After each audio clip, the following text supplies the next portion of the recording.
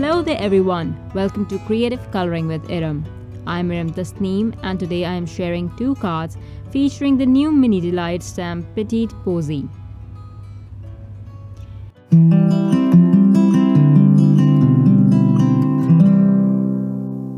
So this is the stamp and die set.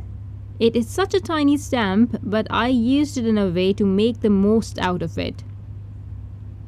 First major thing. To give this stamp a more regal look, I will heat emboss this in antique gold embossing powder.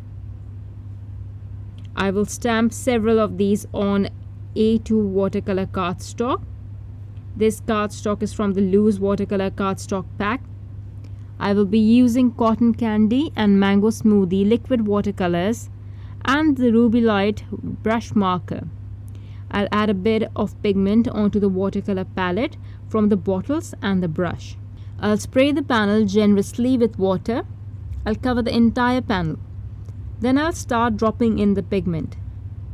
This is wet on wet watercoloring and very easy to do. I'll drop a bit of each pigment and sometimes I'll add more of one than the other to get variation. You can keep on adding to this till you are happy with the look. Be a little careful as to not get the pink into the leaves. If you like super green leaves, that is. I really didn't have a problem with my colors mixing and turning brown. It would just give my images a little more variation and the brown in the leaves would go with my card. The pigment is same in both the markers and the little bottle, that is the refill, and also can be used as liquid watercolors. You can use either one of them. I didn't have the liquid watercolor for a ruby light, that's why I'm using the brush marker. For the greens, I'm using lime and moss pigment from the brush markers. And when I want to add a more concentrated pigment in some areas for the leaves, I'll use the brush directly. So I fussy cut all the images. You can even die cut these. I actually did die cut them but didn't like the white border, so I just fussy cut them. I'm using the Woodgrain Powder Cardstock. It has a beautiful and subtle wood grain texture. I have made quite a few cards with this in the past and now I'm on my last sheet, which means only 4 more cards. I decided that the panel needs a bit of inking to bring out the texture a bit more and also to add a more brown touch to it. I used Rocky Shore dye ink and the large blending tool to do this. Here I'm showing you the original cardstock and the one I inked to show you the difference.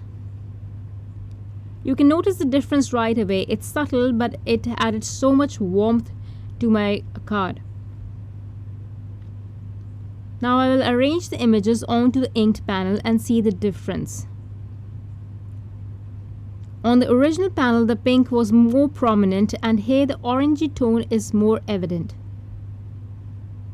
I have already put foam tape behind the flowers and I'll adhere them onto the panel.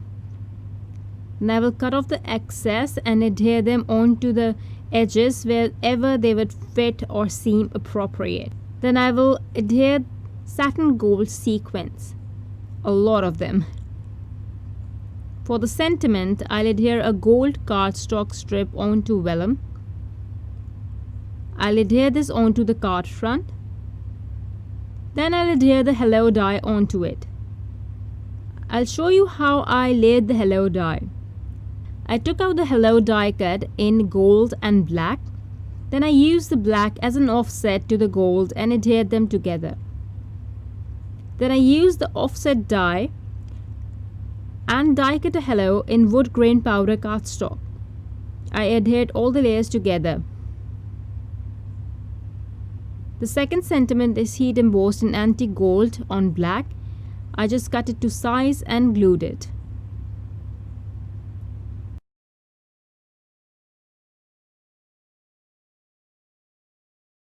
For the next card, I started by first die cutting the sentiment hugs twice in gold and black and adhered both together using the black one as an offset. I have this rectangular piece of cardstock on my panel. This is for the sentiment and I'm going to use it as a guide to add watercolor. I have moss, mango smoothie, rubellite and cotton candy on my palette here. These are watercolor brush marker pigments, so they can come from the liquid watercolor or the brush. It won't matter, as I said, they are both the same. I'll add green and I'll keep this quite diluted, but after adding the green I will heat set this so the green is permanent, sort of. Then I'll add the pink, that is rubellite, and then mango smoothie. Lastly, I'll add cotton candy. Even if the pink mixes with the green, it's going to give me a greenish brown shade. And as I mentioned, I'm not worried too much about it. It's going to work for this card even if it does mix. Once the panel is dry, I'll add brown inking to this too. I didn't do it before the watercoloring because this is a dye ink and it would have reacted with the water and the watercolor. I'm also going to ink my sentiment piece, the regular piece that is, where the die cut will go. Off camera, I'll add a layer or a mat to this piece of the same cardstock in its original condition without the inking. I'll apply foam tape behind the rectangular piece and then adhere it to the panel. Next, I'll adhere the die cut and then I'll add the florals. I'll also cut up leaves and change the position a bit so all of them don't look the same even though it's the same image.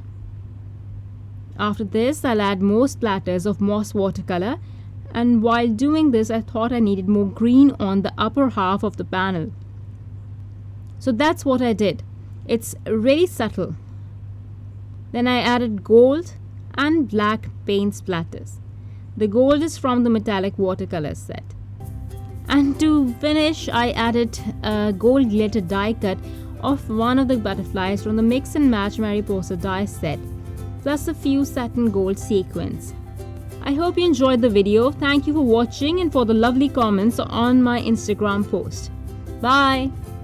Hello there! Did that video just spark your creativity? And do you want more project ideas and inspiration videos too? Well, if you do, please make sure that you subscribe to the Altenew YouTube channel.